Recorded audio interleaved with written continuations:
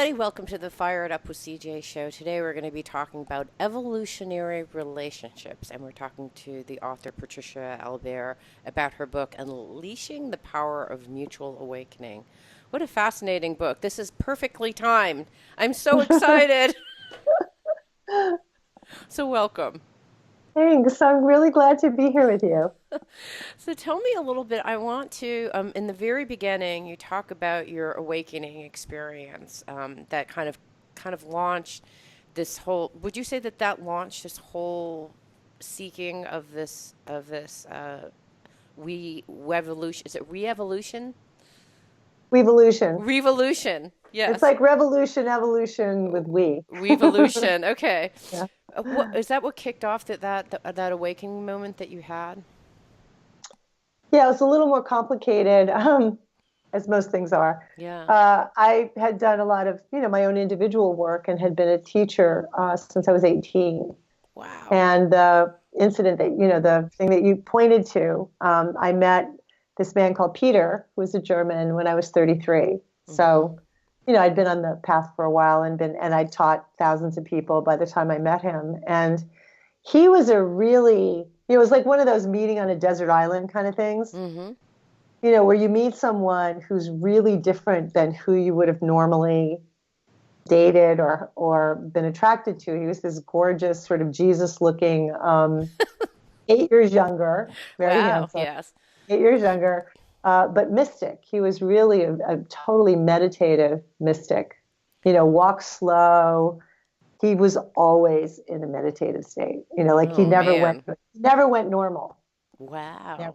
he never went normal. So he was devoted. I mean, he was as ambitious about that as, men in Manhattan are about, making a gazillion dollars. And we were Wow. just talking about living on the East Coast. So I met him, and then he was just this beautiful man. Like he was one of those rare men who really knows how to be a lover, Mm. very Wow. Dionysian. So he Yeah. had that sort of Dionysian quality. And so it was pretty compelling. And I I didn't take it seriously at first. I just thought, oh, he's handsome, he's young, he's, And were you at a quite retreat? What you lovely. said And you were that in a yeah, were you in a retreat? we were at Rajesh, we were at Osho's place in Oregon, Okay, up got it. not too far from where you are. Yeah. So we met and we started to come together, and I didn't get what was going on at first, and then soon it was so intense. I mean, the intensity and the attraction and the compelling connection was inescapable. Wow. And with his ambition, his meditative depth, Mhm. and then I had worked with thousands and thousands of people, so my heart was very developed. I mean, I was able to like surrender and give my heart and be with people, and and I was devoted. I was more of a bhakti for Mhm. for God anyway. Right. For all of it. I give my life wholeheartedly. Right. So we met, and we both had this wholehearted quality. And then, I found out later he really was a twin soul. I mean, we really were made of the same thing. We entered into not only the love affair, but because of the way we were being with each other, we were so interested in the truth. We were so willing to be with whatever was there. We were so, we just kept being together in the ways that I talk about in the book, that we ignited.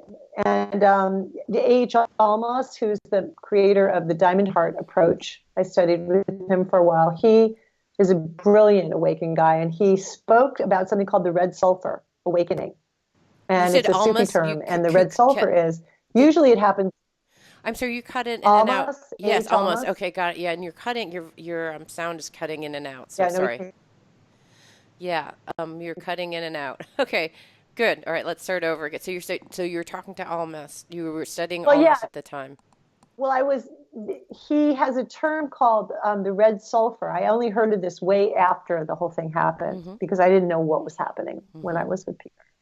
Um, and red sulfur is where individually, if it happens to you, you're ignited and you Hmm. can't get it to stop. Do you know what I mean? You can't, you're undone. You are taken places, you've experienced things, your ego starts, getting cracked off. I mean, but you can't, it isn't like you have a choice. Like it isn't like you wake up in the morning and go, I'm going to work on myself. Right. It's just, it's happening. Wow. It's happening to the two of us. It's like an orgasm that won't stop. Right. It just like keeps going, going, going.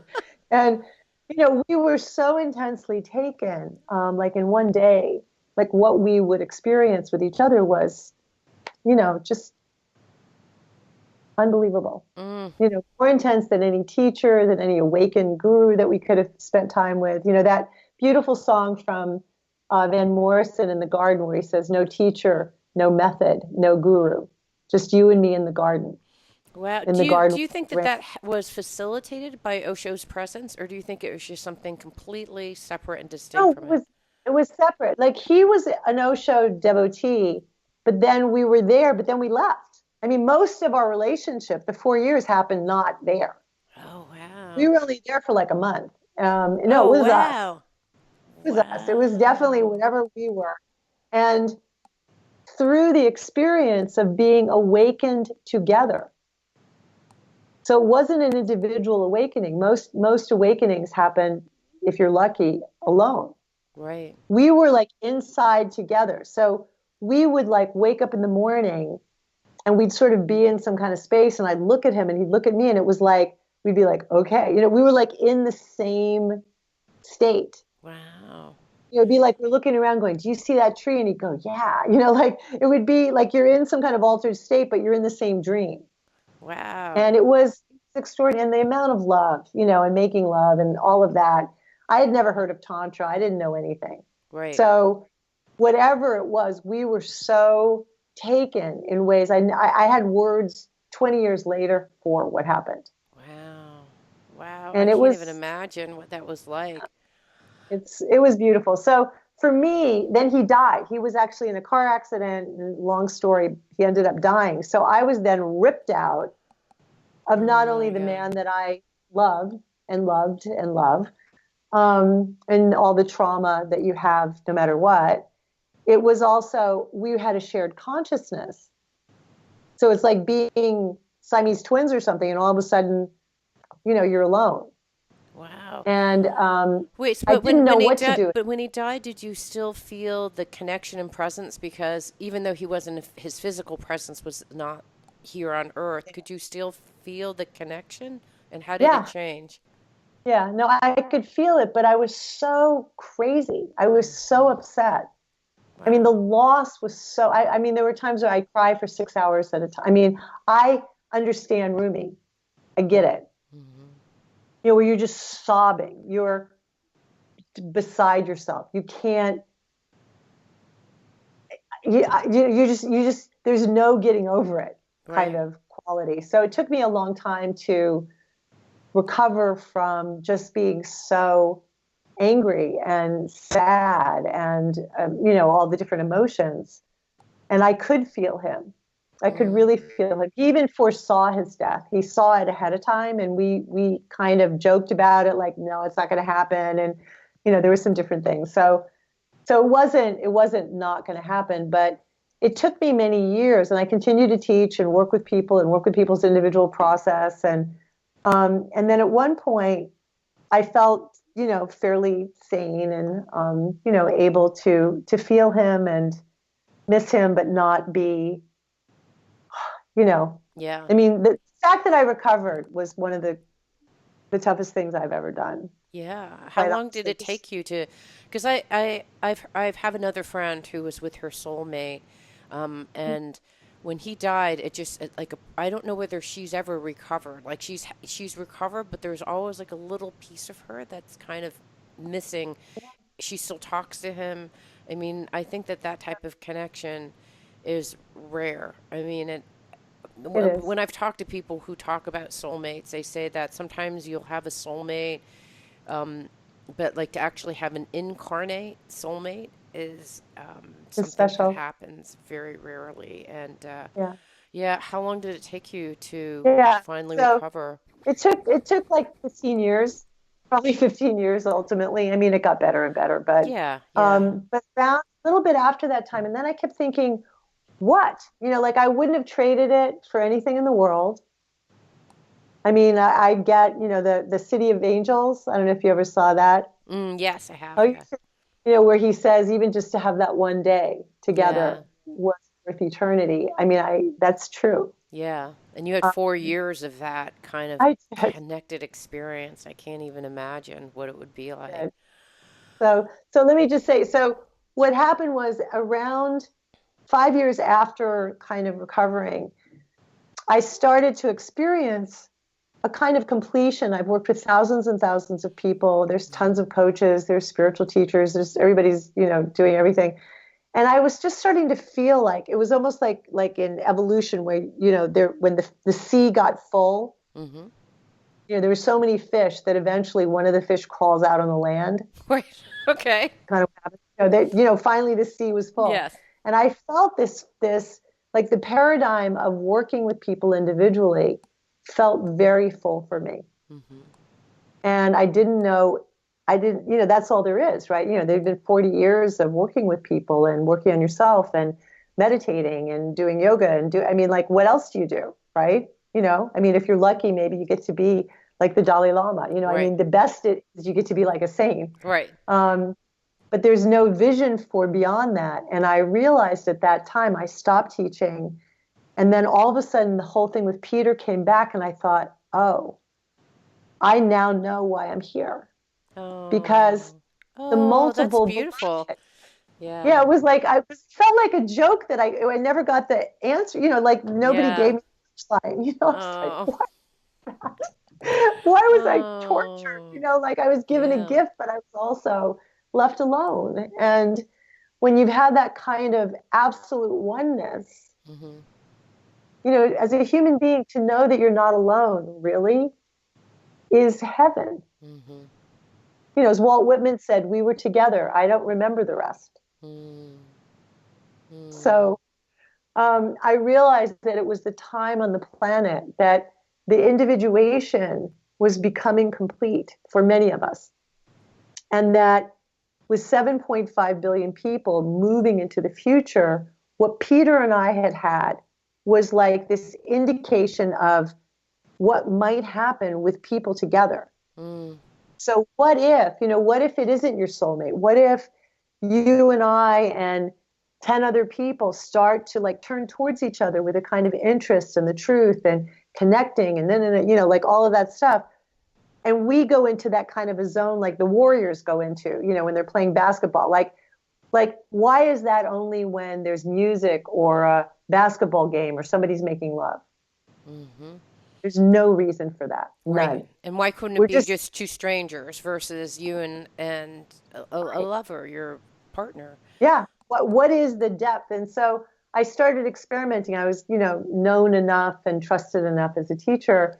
And I started to I pulled like 25 people together and I said, let's discover what happens if we try to go where Peter and I went. Like what if we go beyond just working on ourselves? Mm.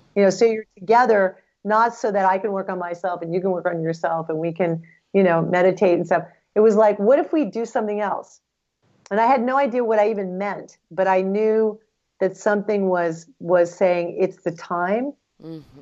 Like culturally, it's the right time now for this. Right. And I started doing that 10 years ago, and we have over 100 people that are in this really deep connection, where we meet 3 times a year and we do some stuff online. But it's not a course. It's like there are these beautiful people. I mean, I'm honored, incredibly beautiful people that are willing to like build, like we're doing practices that I created coming from what happened with Peter. And like you said, you're with a stranger. I mean, I've had people share where the level of intimacy that they have with one of the people in there is beyond anything they've ever experienced, even with their Mm. husband for 20 years. Mm. I Wow. mean, it's kind of crazy. Yeah. Yeah. So Okay. So it's been getting together for 10 years and you meet online, you meet 3 times during a year, and you do what? Like what? And you have a whole bunch of exercises in your book, Evolutionary Relationships, yeah, which it talks about building these eight principles. Is that what you're doing during your get together? And if so, what does it look partly. like? it's kind of going from there. But I mean, the book is for anyone who's willing to, is kind of curious about, like, I feel like I'm putting something on the menu that's not on your menu. Yep. So when people think about a relationship, they have certain ideas of what's possible. And so partly reading the book, I hope people go, oh, it could go there and it could go there. Like there's more possible that I could want. I could engage with another person. And then there's a way in which to do that. So the 8 activating principles, mutual awakening is the practice that's sort of at the heart of entering into the consciousness. So just like are you a meditator? Somewhat, yeah. So you know that when you meditate, you're when it works, right? Right. You're entering into a consciousness that's different than your normal everyday consciousness usually. So if they study your brain waves, you probably go into an alpha state or theta. Theta. Yeah. You go into a theta state, which is different, than I think beta is. Beta, which is your normal day in, day out, go to Costco state. And it has different possibilities when you're in that state. It opens up your awareness in certain ways. The mutual awakening practice is where you and I are together and we focus with each other. We can look into each other's eyes, which is always a great way to enter inside the other. Because Peter and I were inside each other. Okay, so I was reading your book. You talk about there's the first exercise that you talk about. In this particular case, it's with 2 people connecting together. Right, and so you look into someone else's eyes. When I'm looking into you, and I have clients too as a coach. So when I'm looking, sometimes I can look into clients and I'm like looking into them and I see like the most beautiful version of themselves that they can't even see. Is that what do you mean when you say looking into someone?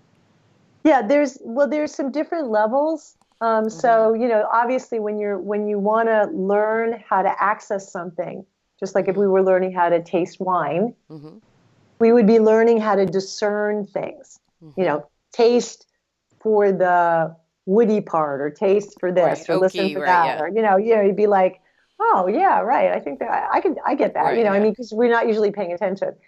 With us, what you're first doing, like there's 3 different levels. So there's gross, subtle, and causal. So on a gross level, not gross, but gross material. Yeah, body, gross, physical. Right. Yes. So then you're aware of, sort of the physicality and being grounded and being in your body and all that stuff. And when we're together and we're aware of our gross level, we're still pretty separate. Right. I'm physical here, you're physical over there. Yeah, and we're clearly separate because you are over there and I'm over here. You're in Berkeley, I'm in Seattle, but still. That's right, but still. Okay. So then the subtle level, so there's a lot of training, in individual work on subtle sensing. So a lot of the last 40 years has been about developing your ability to know your interior. How do you sense yourself? How do you sense your energy, your emotions, your what's happening, like with your body, like being awake to your own subjective world. What are your thoughts? Is your mind clear? Is it open? Blah, blah, blah, right? So most training has to do with waking that up because a lot of people are clueless. You mean like if you go to meditation retreat or most of the stuff out there in spiritual development is about developing the subtle. Right. Yeah. Okay, got it. I mean, I would say it's a dominantly paying attention to the subtle level. Even when people learn how to read other people, like I can come in and I can sense you, like a little bit what you might be doing when you look into the person's eyes is you're sensing them on a subtle level, possibly. It could be deeper. Who knows? I don't know. The causal level is a further step where it's the hardest one to describe because it's kind of like the invisible, it's like the space that you are. You mean an energetic space, like my aura, that kind of thing? No, it's more invisible than that, and yet more at the core. So, because the causal level is like when I've heard of the causal level, it's at some other level beyond me. It's not my aura, which is probably the subtle. It's not the thing that there's a cord that connects to my head to some astral plane. It's right. beyond that. Beyond that. Okay. And part of my work is as I'm working with people, they're learning how to continue to locate themselves. I call it the origination point. Okay. So it's more of an opening that you are, and it's really you. I mean, the thing that's weird is it's so like you might be seeing that in the other, where you see them like at this core place, Mm-hmm. and it's so uniquely them. Mm. But it doesn't have form. It's like that Benjamin Button movie, where he's getting older and he's getting younger, and she's kind of in love with him because whoever he is, it's not the body changing, it's not his thinking or his moods or his emotions. It's like there's something that's beyond that, Right. that is what you love. Right. Right. I Did I know freeze? I've had Okay. no, you did, and but you're back. I think whenever you say something profound, you Okay, I'm freeze. back. So that's a way for people to look at this video and go, aha, she has said something profound. Because I've noticed a correlation between the two. So it's actually integrated into the whole That's experience in a funny. wonderful way. Um, That's so, great. so so when someone connects, can you teach? Like, can you teach when the listeners who are listening right now? Can you kind of give us a taste? Because I know it's hard. You talk about tasting it, knowing it for ourselves to touch that Yeah. originating point. Is it possible to lead us through an experience? Hmm. Well, yeah, I mean, I think so. So just illuminating what it is, Yeah, people are already kind of trying to find it. I am. I'm trying to find it, but I don't know exactly where to. Okay, I'm so looking for it, but I don't know where to look no, for it. so here's the thing. Instead of looking for it, it's more like you go like this. Okay. You It's mean more like you energetically fall going like back. this? It's more like you're falling into something that you are. Okay. And it's more like you as an opening. So, but look at me. Just Okay. stay with me. Okay. And just like, so your origination point, Which I feel like originating point because I've read so much is in your heart, but where is the originating point? Who knows? It it's could be nowhere. like in my butt for all I know. It's nowhere. It's nowhere. It's nowhere. But Okay, so here's it's the not thing. actually a In a point. way, it's actually not located in Okay. the same way that bodies are. Okay, got it. All right, so that's good because So it's I'm like not this looking for it. opening. So it's like Okay, this I gotta hang opening out and open up. door. Okay, I'm hanging Okay. out and I'm opening up. And here's what's going to be easier is see if you can find mine. So if you allow yourself, so the other thing is part of the connection has to do with instead of I'm over here and you're over there, if you come inside my voice right now, so if you come inside where my voice is, Okay, which yes. is easy to do, anybody who's listening can do that. Yes. They can all meet inside my voice. It's kind of like a meeting place. Okay, let's go meet inside your voice. This is so Then much fun. there's a kind of Okay. interpenetration. Like what Peter and I had, what I teach people is like from the origination point, which is this kind of nothing space that is everything that you've ever been. Right. It's like the deepest place. Okay. Like when someone sees you there, you're like, oh, I've been seen. Okay. If they see some quality you have, or they see your body, or they think you're beautiful, or all this other stuff, none of that is completely it. It's beyond that. It's beyond that. And there's some place that when you're met, you just kind of go, you're moved. Can you feel it when you're met? Okay. So if I'm reaching it, you'll know. Tell me when I've Yeah, reached it. you're much more over here. So can you tell? Like we're actually closer right now. You I start to do. think about it, but then you come back over. Okay. All right. So I'm going to reach over. So I'm So actually that going to go into the face. interpenetration is where if you focus on my origination point, if you're like being in and with me, and Okay. I'm in and with you, then something starts to happen. And there are Okay. practices from there Okay. that then we start sort of exploring what's there, and then we fall into the same reality like Peter and I did. And Okay. then things start to go places. Okay. Well, I can feel. Okay. So I'm actually I think I'm doing it, You are. but I feel like I feel like a certain like I feel like feelings over here, like in my third eye area. I feel that. Um, Yeah, I can feel that. and then I feel kind of like something in my throat. But Yeah. here's what's interesting with you, because it's easy for you. If you stay with me, so we do practices sometimes where you'll have two or three people focused on one person, Okay. So there's and three they're me's looking at just you. Okay. They're just tuned into the origination point. They're finding that place Originating point in you. in me. Okay. So everybody's like completely in that. And then they're just tracking, like, what do they experience? What do they get? And they don't even have to have it make sense. And it's crazy profound Wow. Okay. because you have people that don't know you at all. And Okay. they literally see you.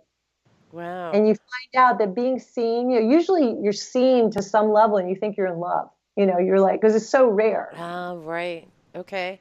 Somebody really sees you and you're like, oh my God, it's such a big deal. And it should not be a big deal because it's a big deal because it's profound and sacred. But the truth is we can go there. We just aren't paying attention because where's our attention? It's on our subjective experience. Most of the time, you're tracking yourself. Right. Right. You're not, this is not happening. Right. And if Right. anything, what you might do is subjectively and vulnerably share yourself with me. So you Right. might share your inner experience, and I might listen from over here compassionately, and then I might share myself, but we're still separate. Right. Right. Well, okay, so I'm tuning into your energy Different. and Yeah. it feels just like blank, like neutral. There's no Yeah. it just feels neutral. There's not a lot of noise. There's not a lot of anything. It's just open and neutral. That's what I feel. But I don't really Yeah. know. No, that's accurate. Is it okay? So is that all right? So what does it Yeah. feel like when you tune into my energy? Is it energy that I'm my original originating point? Origination point. Okay, so what do you feel when you tune into my originating point? Okay. So that was good Okay, is because that I'm kind of disappeared. yeah? It And then feels different things arise and come, but most yeah. of Like I it's could not feel like like there's, even when you moved your hands, I yeah. could feel like a physical motion, but beyond that, it was just stillness. That's what I felt, but I don't know. I No, don't that's right. know. But you do know. Okay, that's what I felt That was when I accurate. tuned. Okay. All right. So what do you feel when you tune into mine? And so this would be Okay. the experience that you would be doing with 100 people. Is this similar? Okay. All right. So let's Well, do it. yeah, I mean, well, it's more than that because people are building these networks between us, like we're practicing and doing things, and it's crazy what happens. I mean, Okay. it's powerful experientially, but then you also start to live in an experience of being more than one. Okay. Like you actually do experience not being alone. Like you're tracking and you're in a different kind of way of living, Right. and you're still unique. So let me just tune into Okay. you. um, Okay. First, I have to open up myself, right? no, no, you're pretty open. You're open. You are generally. It's interesting. There's a real like penetrating, almost like there's like a light that comes through you. Mm-hmm. There really is. So you have a really strong radiant. It's radiant, but it's also penetrating. So it's both kind of like this and it's like that. That's very true. People say Yeah. it's like a volcano going through them. They're like, I feel like Yeah. I'm naked and you've just bored through my soul with fire. That's the fired up No, and ECT. but it's also radiant. It's also very attractive. So it's like there's a wanting to come be with towards you as well. Mm-hmm. So you actually Mm-hmm. sort of your beingness does both simultaneously, which is very interesting. My beingness does what simultaneously? Your nature, it's kind of like as an origination point. So when Mm-hmm. you tune into that, it's like this deeper nature of who we are. Hmm.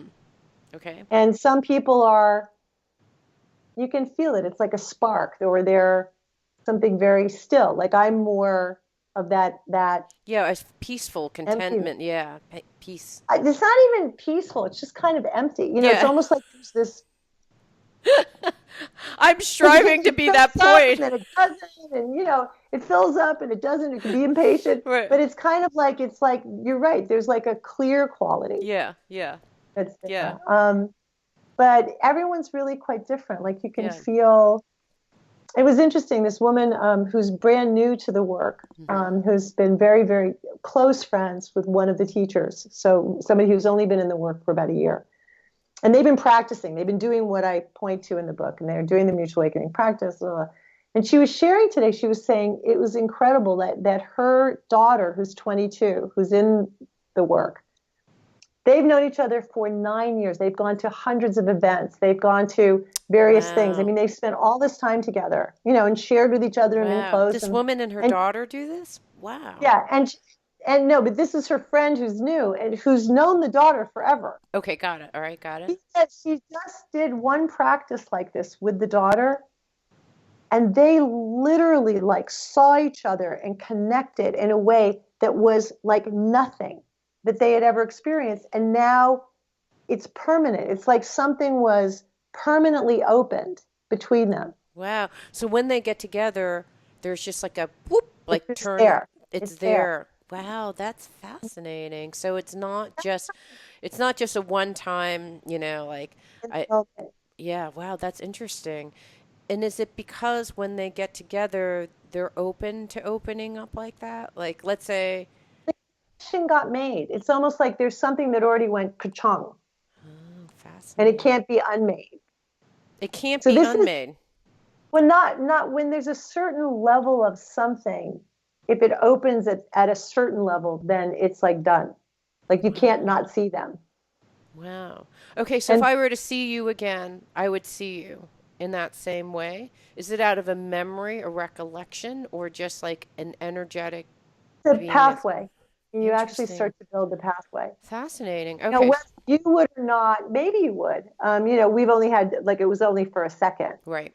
But if you start to build this, I mean, that's what I'm interested in is in the evolution of consciousness, which is the point, Right. is we're evolving. I mean, if we don't evolve, there's going to be 10 billion people on the planet by 2050. Right. 10 billion. Okay. If we don't discover a new way of really being kind of in and with each other, like some way that our consciousness is more fluidly connected and we can feel each other. All of the issues, if you watch TV or feel into the things that are not working on the planet, you can boil mostly everything down to separation. Mm-hmm. Yeah. Yeah, Divisiveness this is a is, perfect way for us to learn about this experience and to want something yeah, different, right? I mean, this time in history is like the perfect point, perfect time in history for us to awaken this kind of this thing that you're talking about, this mutual, what did you say, mutual mutual awakening, awakening. mutual Yeah, awakening, because if we don't, the predisposition to not is just around us so deeply and soundly that if we don't practice with our husbands and wives, with our friends, creating with our that kids. connection, yeah, with our kids. Well, we're So, separate. Yeah, but you have to remember that consciousness that we're living in, right, our normal everyday consciousness is separateness. That's normal. You don't look into someone's eyes. You don't feel them as they feel you. That's rare. That's like something right, that happens rarely. right, So we live inside a world of separation. We live inside a world of, if you're a coach, you understand projection, where we see the other as a something. right. I'm projecting You my know, own emotions onto you. Like, oh, you're making me pissed off because you're doing blah, blah, blah. But it's right. really, I'm pissed off on the inside. I'm projecting it out towards you so I can work with it. That Well, that and we see each other as useful. We see each other as, somebody I can, some yummy, like as a woman, as a straight woman, I've been on the other side of like, some guy is super attracted to you and you feel like you're some yummy object. Right, He's like in love, but he's not seeing you, right, right. So there's so much of that built into our separation. We don't see each other. Mm-hmm, A lot of the relating isn't even real.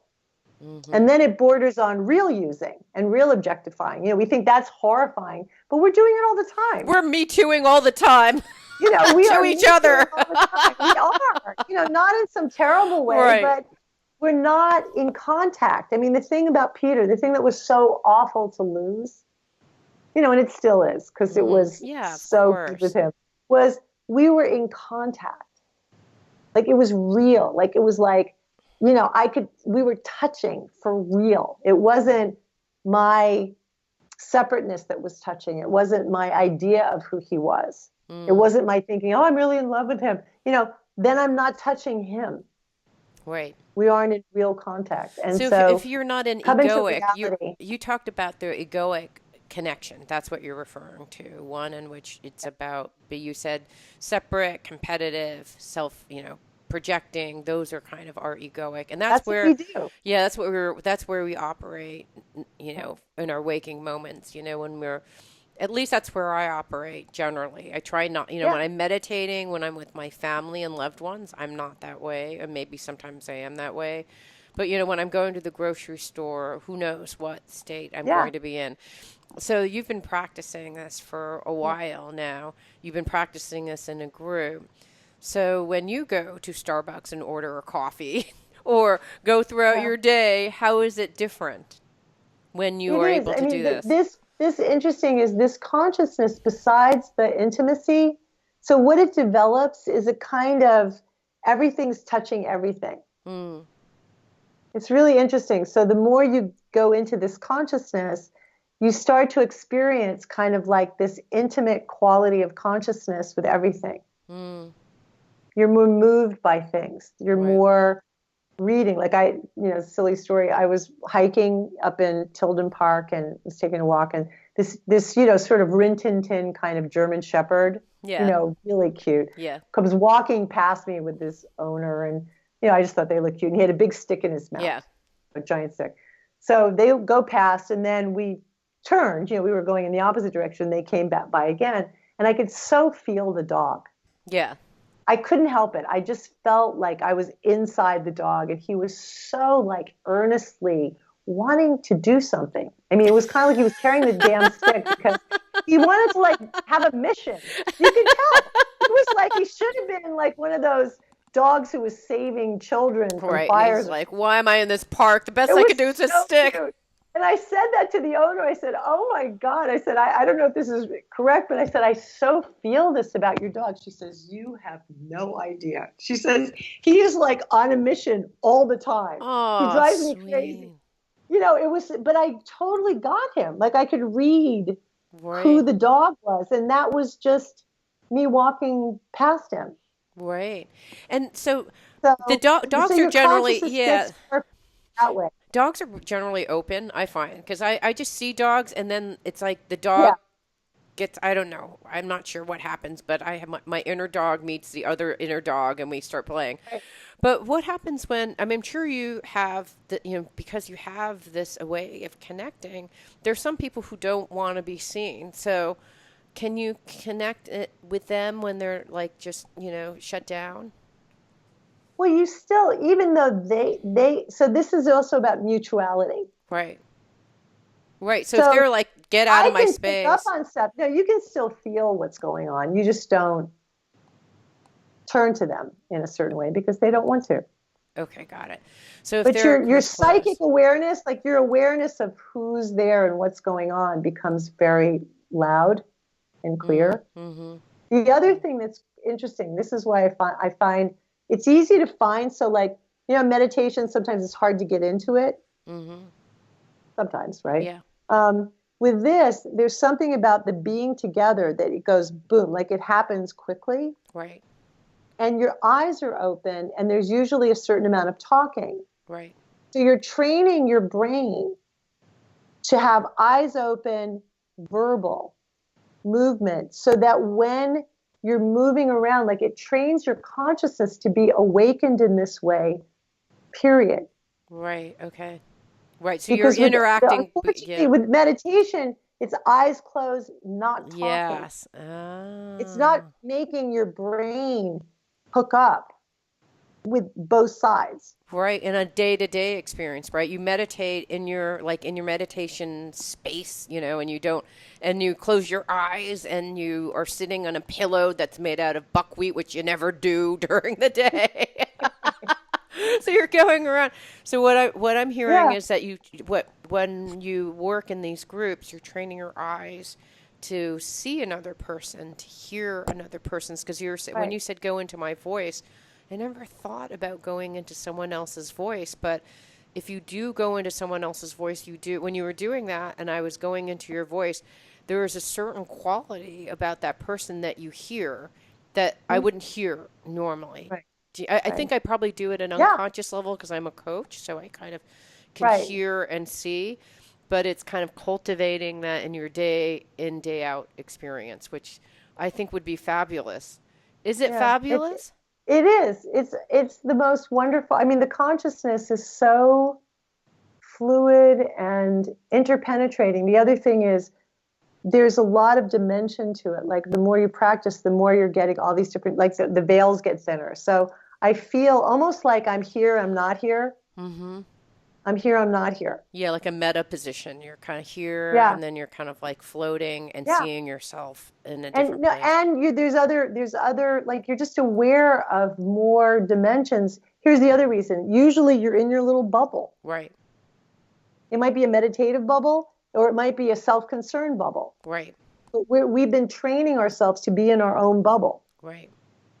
And this kind of knocks that off. And you're kind of like, I did a teacher friend who somebody said, come and, I did some exercise and they wanted you to be in your body and be Right. grounded.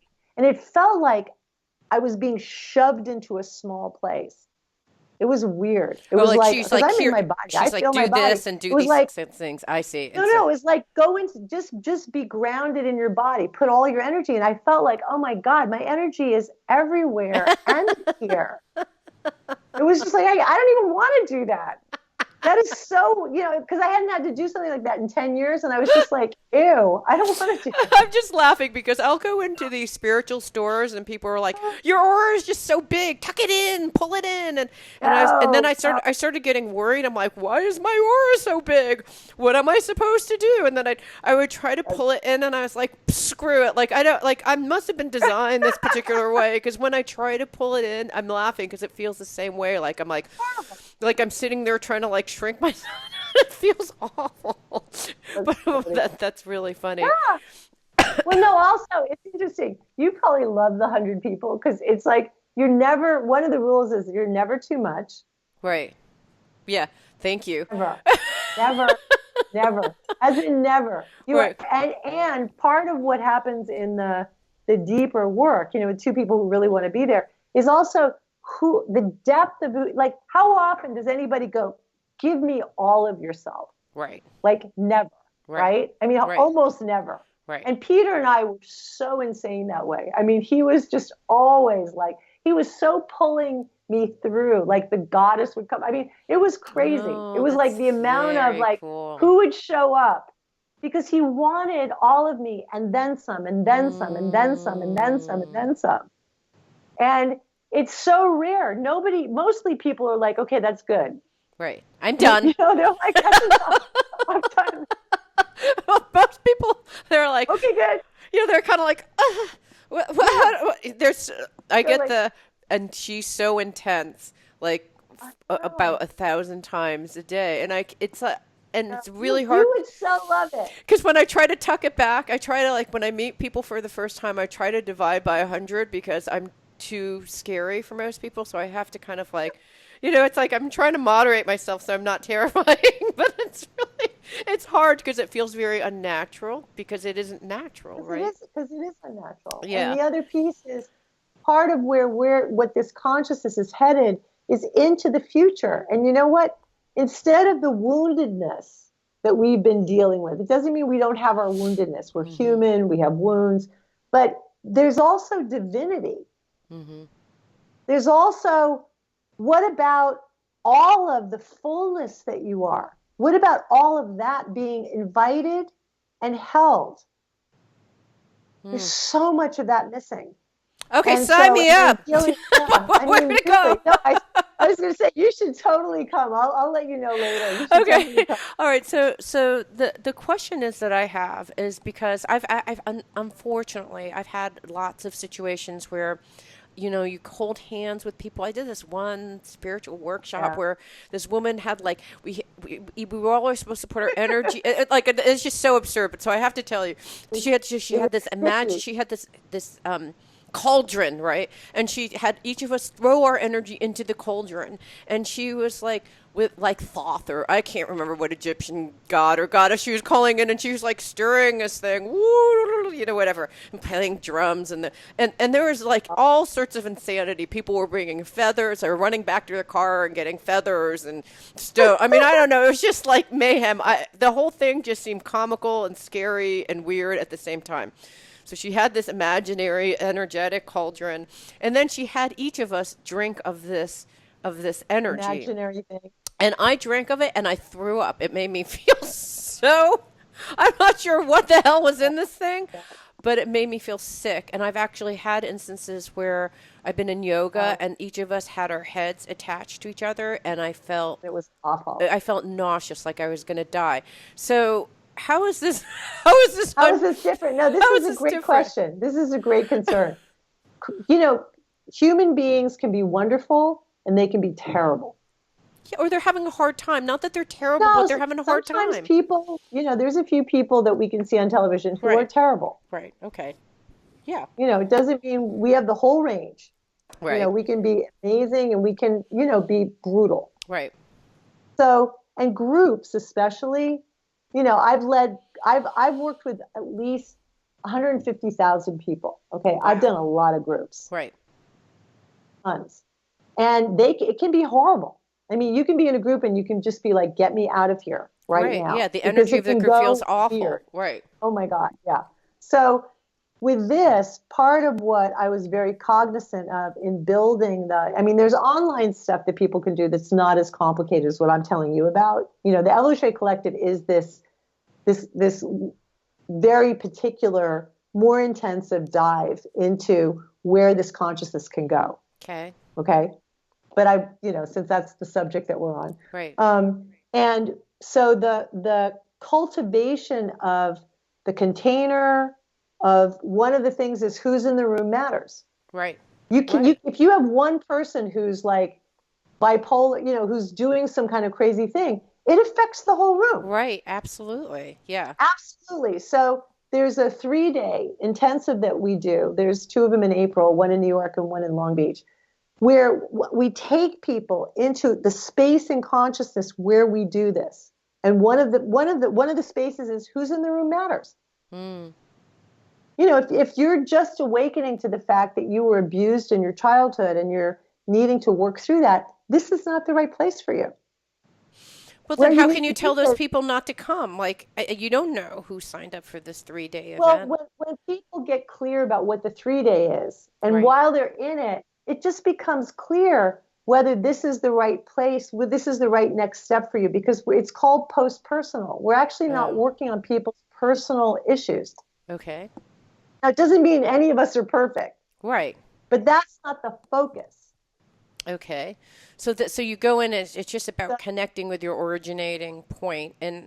But it's everyone originating. There's more than that. It's more than that? Okay. It's more than that, but that's sort of fundamental. I mean, there's 7 vectors. Mm-hmm. So there's 7 different angles. One is who's in the room matters. Right. So we don't have everyone, the quality of the people that are in the Evolutionary Collective, they're willing, they're open. I mean, they're beautiful and humble and real. But it isn't, like some people are very egoic, like they suck all the energy in. I've been with people who are like, like you really have a lot of boom, like I'm just want some of that. Like it's a vampire. I'm like, what the hell just happened here? I thought this was this mutual awakening, but instead it's like, no, I'm like an energy source, getting sucked up like those movies. Right. So we're super, super aware of also like what you were describing with the shaman thing or whatever that was. It's like there's a postmodern way of working with healing, with ayahuasca, with crystals, with this, that, and the other thing. Right. This is not that. This is actually being more pulled from the future. Okay, so we're more that. Experimenting with where things are headed, not doing rituals and stuff that have occurred for thousands of years, because we're headed someplace different. Yeah, it's more of an exploration, an adventure than it is like, let's go into these different dimensions and fly like birds, which I love doing. Actually, I think all those things are wonderful. But No, you're this is saying, about innovating new consciousness. It's like oh, where is human consciousness headed? So it's there's a lot more, to talk about with it, but it's it's I think unbelievably fascinating because having been one of the fish that swam out of the fold up water, yes. working on yourself individually,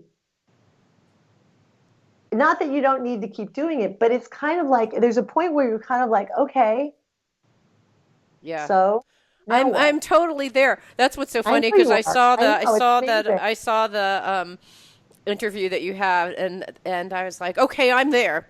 Where do I I sign know. up? Okay. If No, you too also would like to sign up, we've been talking to Patricia uh, Albere, and we've been talking about evolutionary relationships, unleashing the power of mutual awakening. And what's really wonderful in this book, just because we didn't get to touch yeah, upon the yeah, I book know. at all. I mean, we did and we didn't. We But did what and we did. for folks that who are interested in this concept, it involves you and another person and going through Yeah, these exercises, just like we did a demo online of with what it. that would look like. I have no Sort idea of. what people were experiencing. Please I tell us know. what you experienced. But in this, you talk about building a deeper and deeper sense of mutual awakening through going through 8 principles Yeah. in the book. And so this is so lovely. I want to do this with my husband. Like take when we're Yeah, empty you should. nesters. I think my husband and I. Yeah, I'm like, okay, we're gonna have lunch this afternoon, and I'm great. gonna talk about this book. I'm so excited, and I'm so excited to meet you. Thank you Me so much too. for being And here. that one thing, let people know if they go to evolutionaryrelationshipsbook.com, Yes. they can download the first 3 chapters for free. Oh, So yay. evolutionaryrelationshipsbook.com. They can Okay. download the first 3 chapters for free, and then, they can, And is there's that tons of where stuff on all the the document. information of like workshops and things that's actually on your Yeah, website too? yeah, it is. It is. It's on evolutionarycollective.com. But if they sign up for the book, it'll give them some link Oh, to the so rest of there's it. two websites, evolutionary relationships dot Relationshipsbook.com. right, and the real evolutionaryrelationships.com. Yeah. Okay, cool. Thank you so much. Okay. This was so You would have delightful. asked. Thank you. It means so much to me that you're listening to the show. Would love your support in any way by giving me comments below or to subscribe to the show or share the show with friends. Thank you again for your support. Love and blessings.